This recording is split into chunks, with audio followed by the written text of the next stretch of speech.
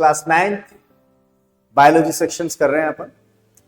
Types of the animal tissues in a body, like adipose tissues are responsible for the storage of the fat. They just creating insulator layer. Car tissue like blood, muscles tissue, different kind of muscles for the movement, contraction and relaxation. Epithelial tissues are responsible to covering, to making the lining on the external or top.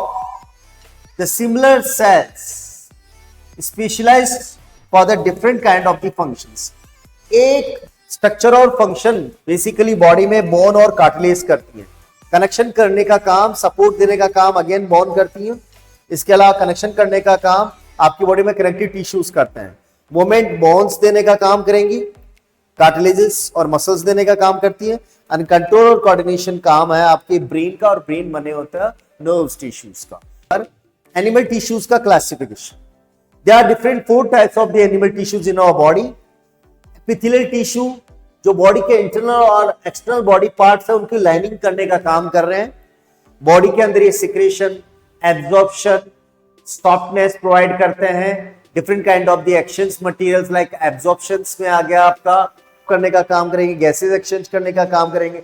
ग्लैंडुला, the part of the epithelial tissues are responsible for the secretion of different kind of the products. Second, connective tissue, they are responsible to connect the body parts. Like blood आपकी body के different parts को connect करके रखता है. What for they are connecting? They are connecting the different body parts for the exchange of gases, for the waste transportation, for the urea और different kind of the waste transportation आ गया इसके अंदर. इसके अलावा फूड किसी ने absorb किया है बॉडी के किसी पार्ट में और डिफरेंट बॉडी पार्ट्स के अंदर उसको लेके जाना है, तो वो कनेक्टिव टिश्यूज आपकी बॉडी के अंदर कनेक्ट करने का काम करेंगे. इसके अलावा मसल्स टिश्यू, 3 तरह की मसल्स होती है. एक वो मसल्स जो बॉडी के अंदर स्केलेटल सिस्टम्स को सपोर्ट करती है, उन्हें स्केलेटल मसल्स कहते हैं. They are acting just according our desires और they are called voluntary muscles. जैसे आपकी हाथ और पैरों के आसपास में जो मसल्स होती है वो स्केलेटरी मसल्स है. They giving support to our skeleton और बोन्स.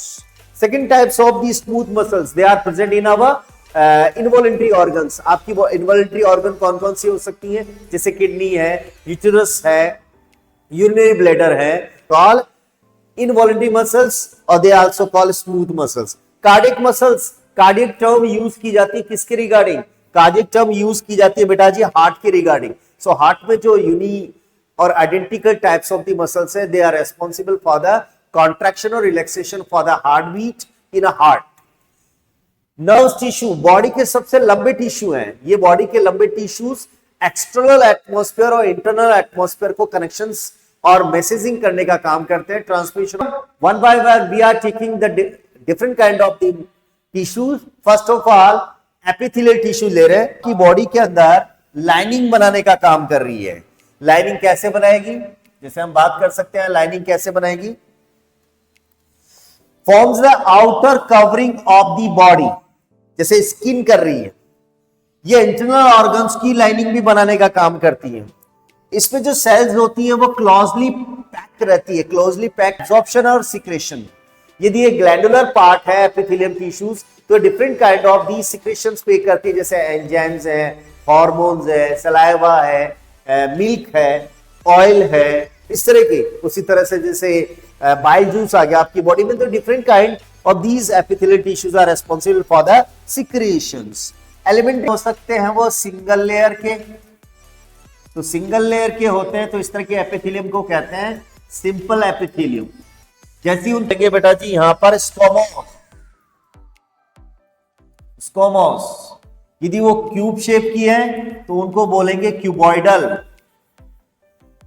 यदि वो पिलर शेप की है तो उनको बोलेंगे कॉलमनर. ठीक है. सी लेयर मल्टीपल लेयर की बनी हो तो उनको बोलेंगे बेटा जी यहां पर स्ट्रेटिफाइड. स्ट्रेटिफाइड. अब वो यदि खास तरह के सिक्रेशंस बनाती है, जैसे वो सलाइवा बना रही है, एंजाइम बना रही है, वैक्स बना रही है, मिल्क बना रही है, हार्मोन बना रही है, तो इस टाइप के एपिथेलियम को कहेंगे glandular epithelium. Connective tissue, which connects and support the other tissues, और these are एक जो प्रॉपर टिश्यूज है जिनमें एयर भरी होती है और फैट भरी होती है, उन्हें कनेक्टिव टिश्यू प्रॉपर कहते हैं। सेकंड नंबर, जो बॉडी में सपोर्ट देने का काम करते हैं, ये जनरली हार्ड होते हैं, जैसे कार्टिलेज फ्लेक्सिबल है और बोन वेरी हार्ड है। टेंस कनेक्टिव टिश्यूज, इनके अंदर जो भरा हुआ मैट्रिक्स होता है, फ्लूइड होता है, वो थोड़ा सा गाढ़ा होता है। टेंडेंस वो है जो मसल्स को बोन से जोड़ती हैं। लिगामेंट्स वो होती है जो बोन को बोन से कनेक्ट करके रखती हैं। फ्लूइड कनेक्टिव टिश्यूज के अंदर 70 to 80% है वो ये लिक्विड कनेक्टिव टिश्यूज है। जैसे ब्लड में होती है RBC red blood cells, WBC white blood cells, platelets flat sales, और इनके अलावा जो मटेरियल होता है उसको बोलते हैं प्लाज्मा फ्लूइड। लिम्फ क्या होता है? स्पेशल टाइप की डब्ल्यूबीसी और कलरलेस प्लाज्मा से मिलकर बना होता है, तो ये कलरलेस फॉर्म हो गया लिम्फ। तो इस तरह की बॉडी का ब्लड में दो हिस्से हैं, जो सॉलिड वाला हिस्से हैं उनको बोलते हैं ब्लड सेल्स। ये ब्लड सेल्स कौन कौन सी आ जाएंगी? RBC, WBC and platelets. RBC red blood cells, WBC white blood cells and platelets flat shape वाली सेल्स होती हैं।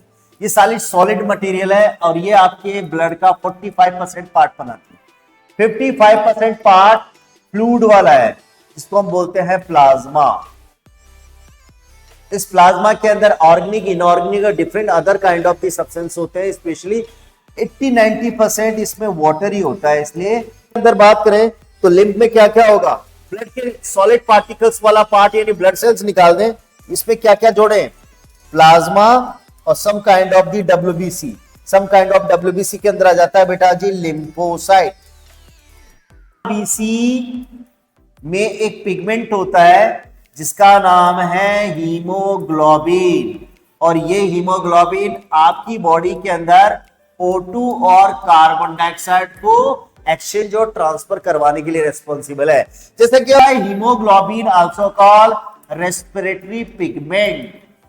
जो कोर्डेटा एनिमल्स है उनमें ब्लड होता है, ब्लड में आरबीसी होती है, आरबीसी में हीमोग्लोबिन होता है, हीमोग्लोबिन O2 और CO2 को ट्रांसपोर्टेशन करवाता है, इसलिए इसको हम रेस्पिरेटरी पिगमेंट के नाम से जानते हैं। Muscles tissue responsible for the contraction and relaxation. ये कॉन्ट्रैक्ट यदि बॉन को सपोर्ट देने वाली है तो उसे स्केलेटल मसल्स कहेंगे। यदि वो इनवॉल्यूंटरी ऑर्गन्स में मौजूद है तो उसको स्मूथ मसल्स कहेंगे। यदि वो हार्ट में ही है एक्सक्लूसिवली तो उन्हें कार्डिक मसल्स कहेंगे। ठीक है।